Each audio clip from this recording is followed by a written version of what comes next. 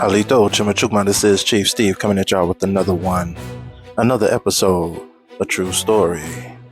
We got a really interesting one for you guys today, but before we get into it, make sure you guys like and hype this video up, comment in the comment section, get really interactive, hit that subscribe button if you're new, and don't forget to ring that notification bell as well, so whenever I drop these bombs, you'll be the first ones to grab them. Now, without further ado, let's get into it.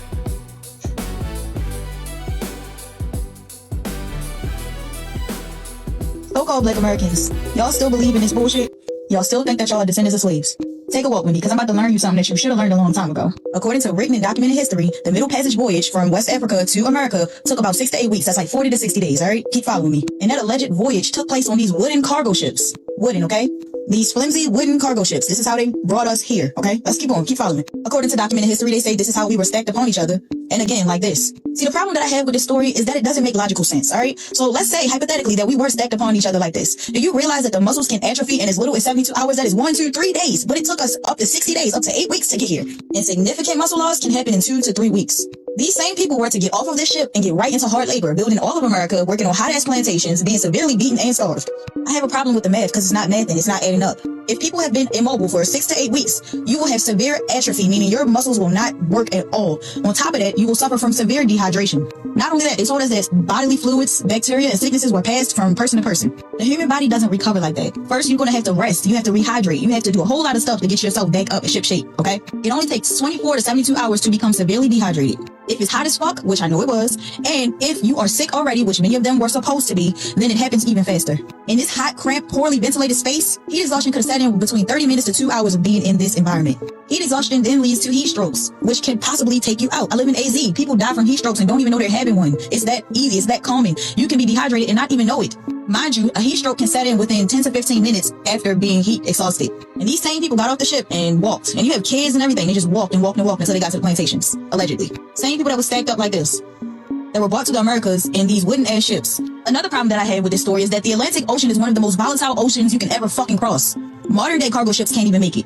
Don't believe me? Even Google is saying that the Atlantic Ocean is a notoriously violent body of water. It's ranked among the most dangerous for shipping due to rapid, unpredictable shifts from calm to extreme conditions. It features massive, often winter-driven storms. You hear this? 20 to 30 meter high waves and powerful chaotic currents like the Gulf Stream. Key danger areas include the North Atlantic, the Bermuda Triangle, and the treacherous Drake Passage. So if they came from West Africa using the Atlantic Ocean to get to the Americas, they definitely had to cross the North Atlantic.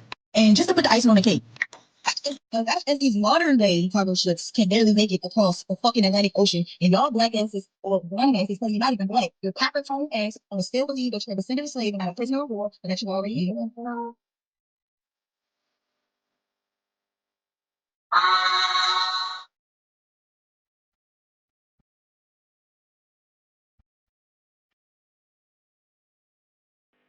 If you still believe that you're a descendant of slaves, miss me, don't talk to me like that I don't exist.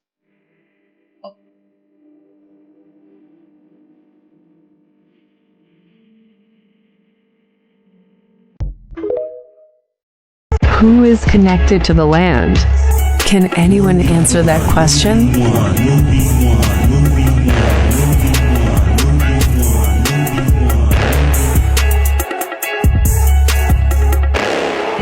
No, the evidence was for us, not them. The evidence was to prove to us who we are, so we can stop taking their word and allowing them to tell us who we are. It was never for them. We don't need their funding. We don't need their backing. We don't need their recognition. Stop talking. Stop going back and forth. Stop bickering. We've said enough.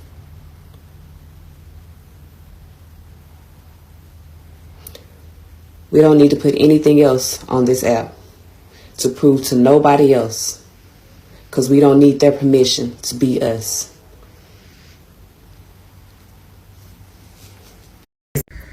Black Americans who claim your family isn't from Africa, I got news for you. Your grandparents did not lie, and the research backs up their claim.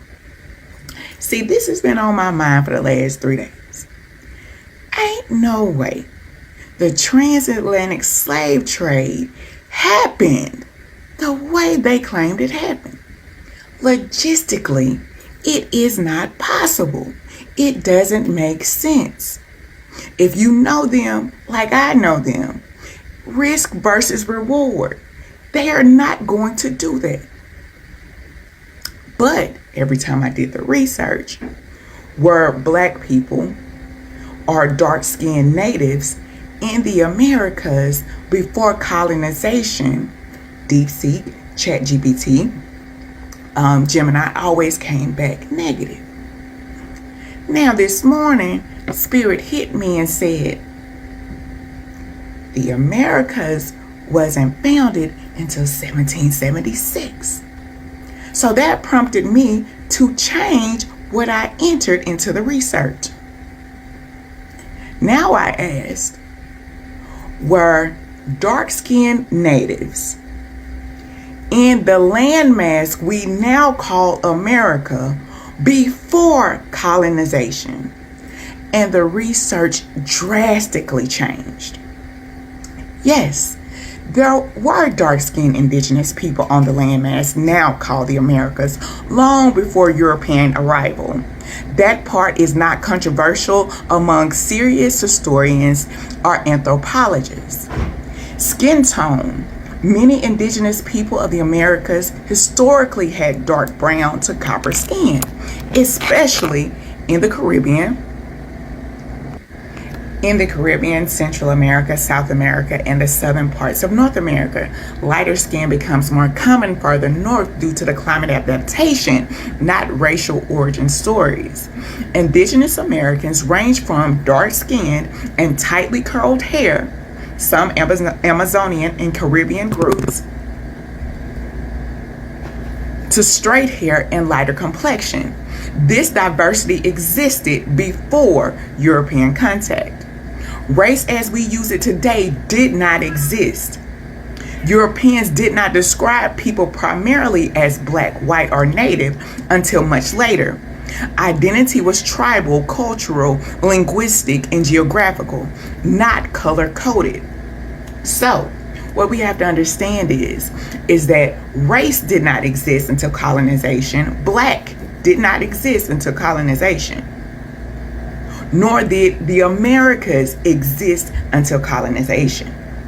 So, if you want your research to come back more differently, what you have to ask is, did dark-skinned people exist, dark-skinned natives exist in the landmass we now call America before colonization? And I guarantee your research is going to come back drastically different. Happy 2026, you guys. I hope this. Greetings, family. Just leaving the gym and had a thought while I was working out. Our people, we create so much and we give away so much to the world. If you think about our culture as a whole, which includes gospel, jazz, R&B, hip-hop, the way we wear our clothes, the way we speak, the way we even greet each other with a dap, or now pump chest to chest, which is actually accepted in corporate America right now, all the way to things like what's up, all this stuff. If we actually took all that and patent it, there's no reason we would be asking for reparation. But I get it. When you are a people that are so naturally creative, you don't think about it as being anything special. It's like breathing. It just comes to us. But just imagine if we took back all that and we patented it, and you want to use it, you pay for it. Who would need reparation? Food for thought. Peace.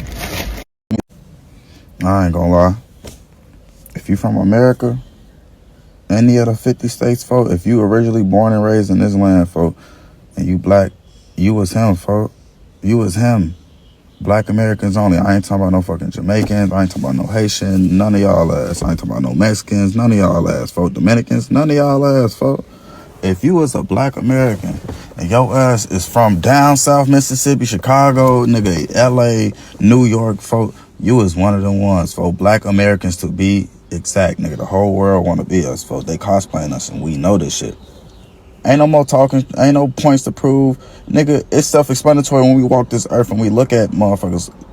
It's so, nigga, everything is written. Nigga, we see what we need to see already. They want to be us, nigga. What y'all be saying, that destiny swap shit?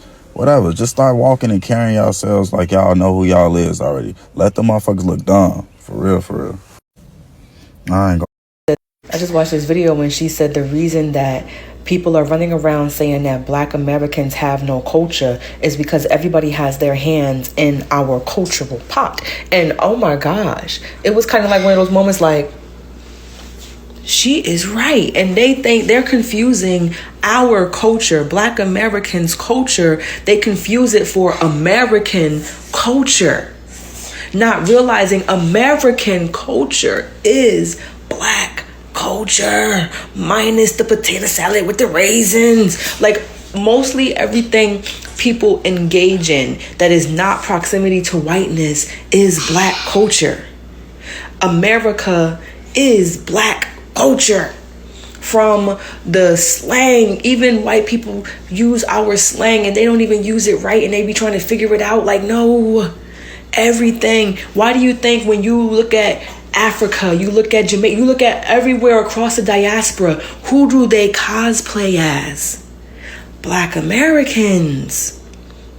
Yes, everywhere the standard is actually black American culture, but y'all think that it's American culture. But it's really black people's culture. Y'all sat here in proximity to whiteness on this land and y'all ain't figured that out yet.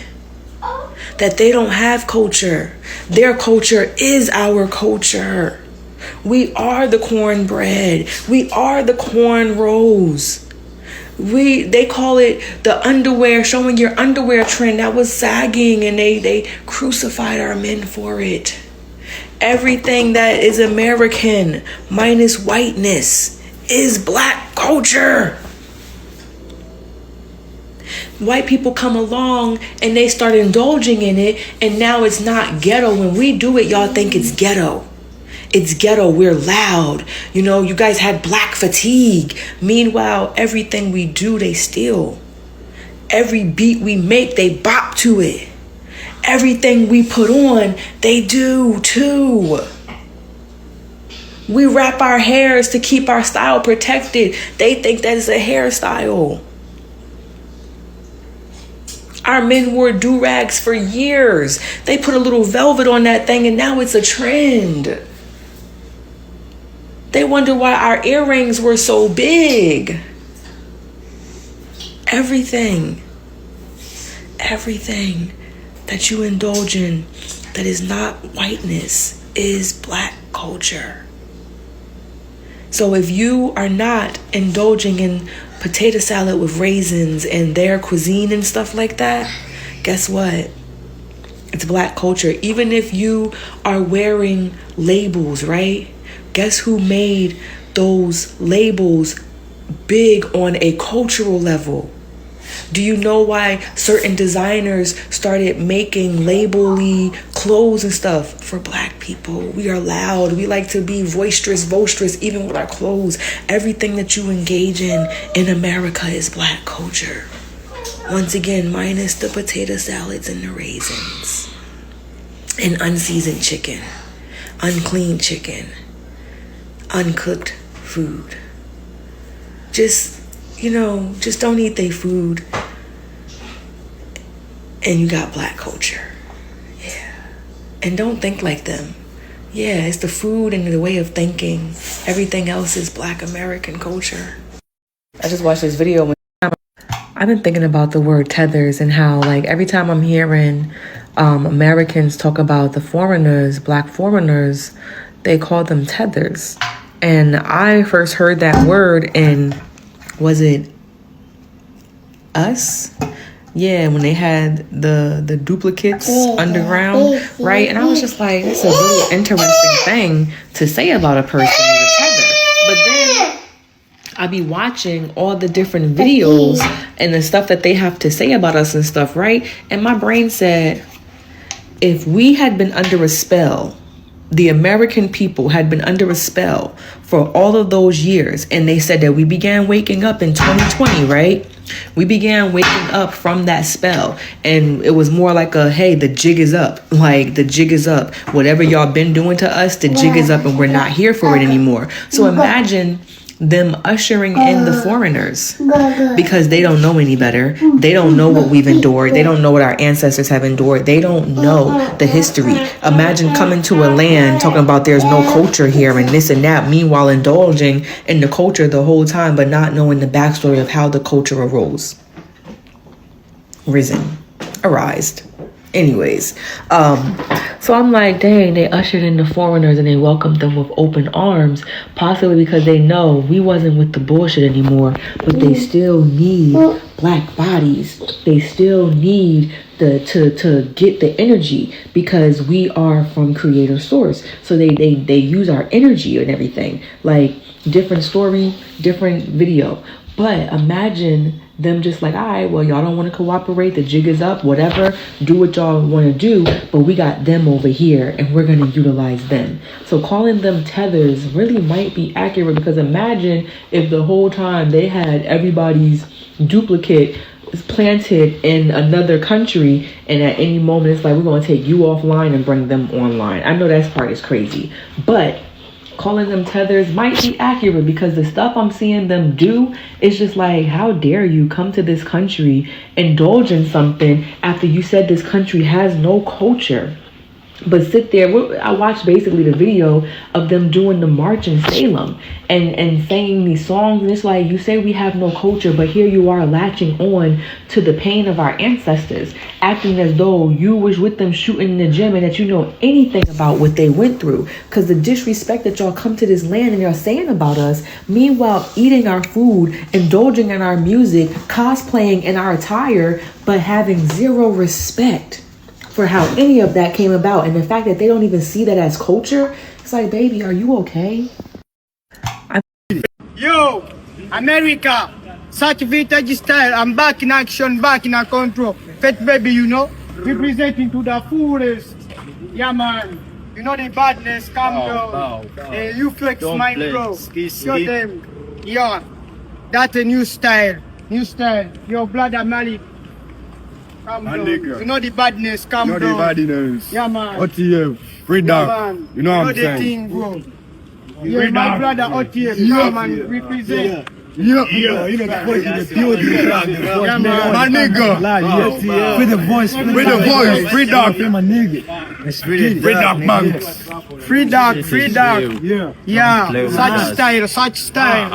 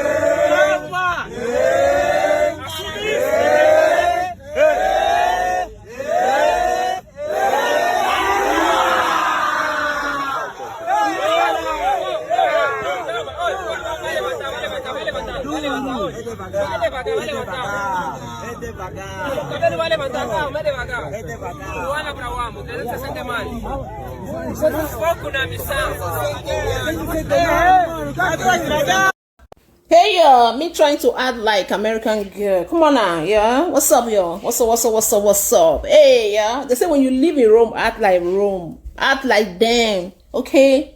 Trying to tell me what? I don't take no bullshit from nobody. You dumb ass. What are you talking about? You bull crap? Don't tell me that bull crap. No. I'm not taking the idiot. I'm not taking it. Come on now. Oh, bullshit. Yeah? How you all doing tonight? Yeah? Let's have fun this evening. It's Friday night, guys. Me trying to act like one American girl. You know what I mean? Yes. You know, trying to say, hey, yo, let me use this sweet way of, like, you know how the people in the South know how to sweet talk. Oh, darling. Oh, sweetie. How you guys doing tonight? Have you guys eating? Guys, I'm about to go live. Join me there. Let's talk. Let's have fun. Remember, as I've always say, let love be our logo. Don't take my video too personal. Don't take it too personal. My videos are not too serious. Come, just take me like your sister. Take me like your friend. Take me like your daughter. Take me like, just take me the way you see me. You know what I mean? Don't be too serious. Don't be too angry. Don't be angry, bro. Bro, if I offend you through my video, I'm sorry. Sis, if I offend you through my video, I'm sorry. Take it easy with me. Don't be too angry. Come on now. You know you're cute. You know you're a good guy, right? Don't try to change. Don't try to be angry all the time. Anyway, guys, come join me. I'm about to go live. Remember, I'm your dope queen. Keep watching my videos. This is Sick AF. Yeah, throwing them gang signs in the street. This my nigga, Trex Viniaga. This Emrin Show. We got Pop C, you feel me? Anybody in the gang is a motherfucking gangster, you hear me? Yeah, we ain't no high school kids, but we talk this lingo better than y'all, you feel me? Peaches, nigga, don't try to play with us, nigga. Yeah, we from the trenches, nigga. See all the houses? Yeah. This Kisungu, nigga. Peaches. It's KU, man. This KU, you feel me? Talk to him, nigga. The ghetto of young swan tracks in Yagan. Pop C. Yeah. You know, MN Show, a new artist in the street. Yeah, you feel me? And I'm coming out, nigga. This is Kasongo, yeah. Umbali nanga. Kasongo, mbona we. Songa liba. Oh, yeah. Kasongo, mbona. People, I'm a real shapeshifter. When I touch America, y'all gonna hate to see me come out. I'm gonna start talking like this. I swear to God, I don't get no fuck. I'm gonna start talking like this. But y'all on. You cool? Hey y'all, if y'all liking what y'all see, do me a favor, continue to be a star, hit that like button, hype it up too if you have the option. Let the algorithm know that we mean business here in 2026. Also, don't forget to look for Chief Steve on Facebook and Instagram. Chief Steve on Facebook, chiefsteve.yt on Instagram. And to my people, let me say this before we close this out. We have done the research. We have read the records. We have listened to the elders. We have watched the patterns. We have seen the misclassification, the erasure, the rewriting, and the confusion that was placed on our people generation after generation. But at some point, we have to stop arguing with people who are committed to misunderstanding us. Everybody is not going to receive the truth. Everybody is not going to care. Everybody is not going to research.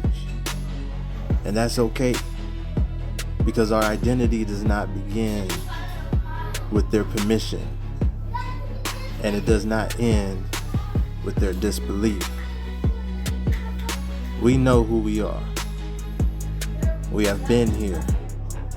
Our blood has been here. Our families have been here. Our graves have been here.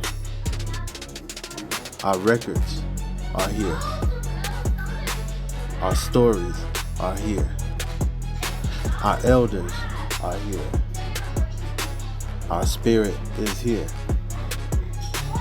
And no matter how many times they tried to rename us, relabel us, misplace us, or disconnect us from this land, we are still standing. So the guideline moving forward is simple. Stop giving your sacred energy to people who only want to debate you. Stop begging for recognition from people who benefit from your confusion. Stop trying to prove your existence to people who would rather see you erased than see you whole. Take that energy and pour it back into your family. Pour it back into your children. pour it back into your elders. Now we gonna run that back. Pour it forward into your children. Pour it forward into your elders. Pour it forward into your research, your land, your community, your health, your businesses, and your people. Because the next chapter is not about arguing. The next chapter is about building. Recognize each other. Protect each other. Teach each other. Support each other. Correct each other with compassion. Cherish one another. And move like a people who finally remember who they are. We do not need their validation. We need our unity. We need our discipline. We need our courage. We need our truth. And the truth is this.